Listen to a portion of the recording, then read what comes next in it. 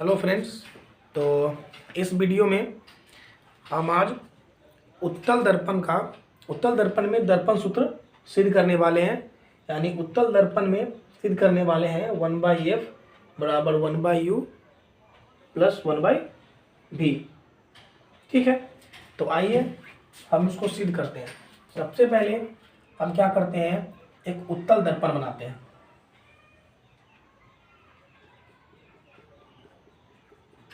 हमने एक उत्तल दर्पण बनाया, इसका ये मुख्य अक्ष मान लेते हैं कि ध्रुव P ना होके O है। हम मान लेते हैं कि इस दर्पण का नाम Mn है। यहाँ पर AB बिंब रखा हुआ है, AB वस्तु रखा हुआ है। जब AB से निकलने वाली मुख्य अक्ष के समानांतर प्रकाश किरण दर्पण से टकराने के बाद अपसरित हो जाएगी, यानी दूसरी दिशाओं में लौट जाएगी। जब हम काल्पनिक रूप से इसको हम पीछे बढ़ा कर देखेंगे तो यह जिस बिंदु पर कटेगी, जिस बिंदु पर मिलेगी, वो फोकस होता है। और इसकी जो दुगनी दूरी होती है वो होती है वक्रता त्रिज्या। एक रेखा जो सीधे वक्रता त्रिज्या के पास, वक्रता त्रिज्या के होकर गुजरती है।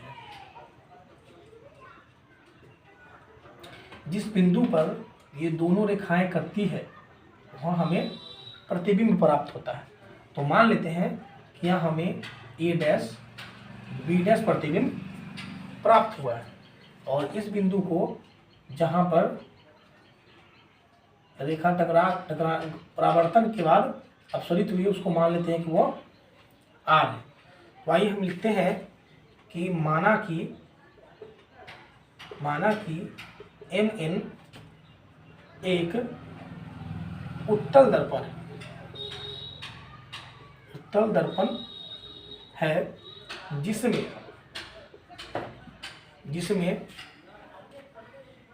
AB बिंब है, जिससे AR प्रकाश किरण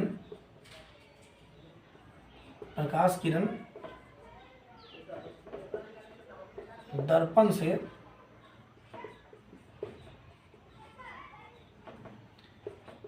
परावर्तन के बाद अपसरित होती है। ठीक है, A' B' प्रतिबिंब है। नहीं, हम इसको पहले ही लिख देते हैं कि किसी दर्पण में, यहाँ देखिए दर्पण में OB' क्या है, प्रतिबिंब की दूरी है, जिससे हम क्या चीज से दिखाते हैं, B से दिखाते हैं। और हम दर्पण का चिन्ह परिपाटी पढ़े हैं कि जो दर्पण के उस ओर होगा वो धनात्मक होगा, इसीलिए जो हमारा प्रतिबिंब की दूरी है वह धनात्मक होगा। OB वस्तु की दूरी, इसे हम U से दिखाते हैं। और ये क्या हो जाएगा, चिन्ह परिपाटी के अनुसार ही हो जाएगा ऋणात्मक। और OF जिसको हम क्या बोलते हैं, फोकस दूरी, और ये भी हमारा क्या होगा, धनात्मक होगा। अब ध्यान से देखिए कि इसमें दो त्रिभुज, कौन सा त्रिभुज, ABC, ये वाला,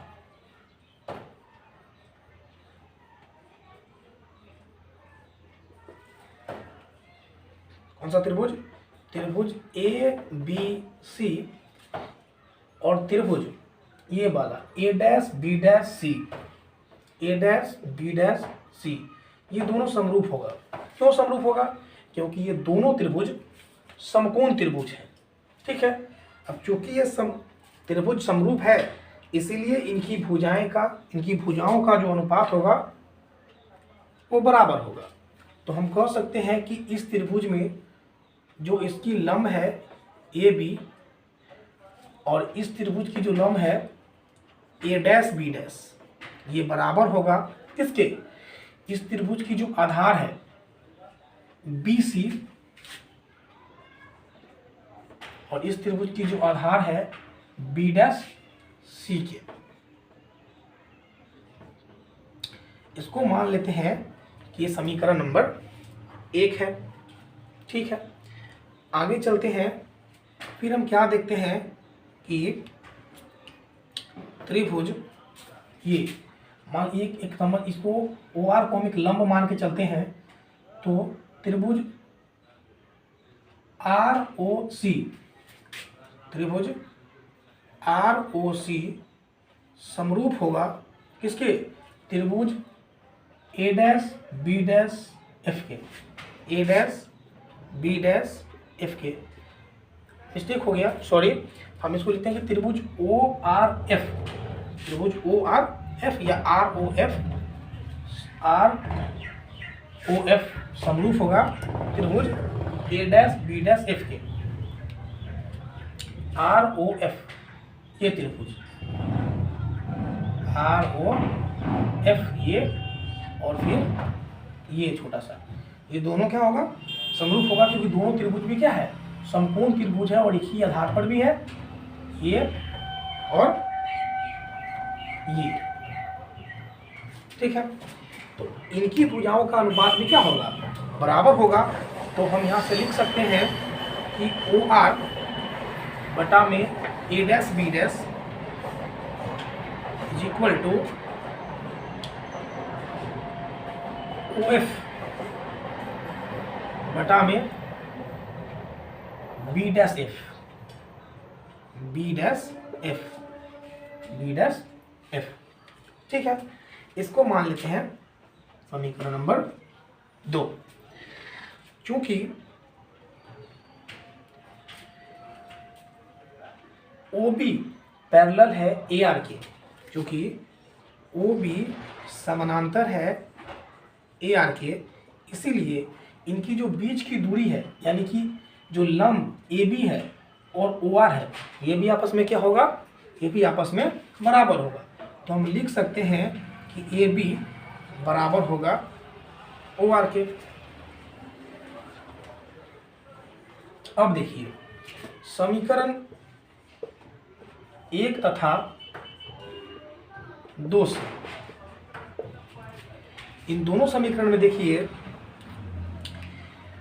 कि ए बी बटा में A dash B, O R बटा में ए डैश बी डैश, इस ओ आर को हटाकर हम उसके जगह पर ए बी डाल दें, चाहे इस ए बी को हटा के हम उसके जगह पर ओ आर डाल दें, तो हम क्या देखेंगे कि ये दोनों आपस में क्या हो जाएगा? तो हम देखेंगे कि ये दोनों आपस में इक्वल हो जाएगा। अब देखिए, ये इसके बराबर है, ये इसके बराबर है। अगर ये दोनों भी बराबर होगा तो ये दोनों भी क्या हो जाएगा? बराबर हो जाएगा। इसलिए हम यहाँ से लिख सकते हैं कि बी सी बटा में बी डैश सी बराबर होगा ओ एफ बटा में बी डैश एफ। ठीक है, अब यहाँ से हम क्या करेंगे? हम इन चीज़ों को रखना शुरू करेंगे। तो देखिए, बी सी, बी सी, हम बी सी को क्या लिख सकते हैं? ओ बी प्लस ओ सी। क्या लिख सकते हैं? ओ बी प्लस ओ सी बटा में बी डैश सी। ये जो हमारे पास है B dash C, B dash C, इसको हम क्या लिख सकते हैं? इसको लिख सकते हैं बी डैश सी। तो कहीं थोड़ा सा मिस्टेक तो नहीं हो गया? तो बी डैश सी, इसको हम लिख सकते हैं O C minus O B dash, O C minus O B dash is equal to O F. O F का तो हम वैल्यू लिख के आए हैं, क्या होता है? एफ, और B F dash, B F dash को लिख सकते हैं O F minus O B dash, O F minus O B dash. ठीक है, आइए हम सबको क्या करते हैं, पुट करते हैं। इस ओ बी के जगह पर, ओ बी स्थान पर क्या रख सकते हैं, माइनस यू, और इस ओ सी के स्थान पर ओ सी, देखिए ओ सी जो है ना ये वक्ता केंद्र है, तो यहाँ पर हम आर लिख सकते हैं। ठीक है, बटा में ओ सी लिख सकते हैं आर, और माइनस ओ बी, तो O B minus O B dash, तो ओ बी डैश को हम क्या लिखेंगे, माइनस भी बराबर एफ बटा में ओ एफ, क्या हो जाएगा, ओ एफ हो जाएगा एफ, और O B dash, O B dash, O P dash, O B dash हमारा प्रतिबिंब की दूरी होती है, तो क्या हो जाएगा, माइनस भी। हम जानते हैं, क्या जानते हैं कि r बराबर 2f होता है, तो इस r की जगह पर है ना फोकस दूरी जो होती है, सॉरी वक्ता त्रिज्या जो होता है और फोकस दूरी के दुगनी होती है, तो इस r की जगह पर हम क्या रख सकते हैं, 2f रख सकते हैं। क्या लिखते हैं, माइनस यू प्लस 2f बटा में 2f माइनस भी बराबर f बटा में f माइनस भी। अब हम क्या करेंगे, क्रॉस मल्टीप्लाई करेंगे और इससे इसको हल करने की आगे कोशिश करेंगे। तो फिर शुरू करते हैं, इसको हम लिख सकते हैं f माइनस भी into minus you plus 2f बराबर f इंटू 2f माइनस भी। ठीक है, आइए हम इसको मल्टीप्लाई करके इधर लिखते हैं।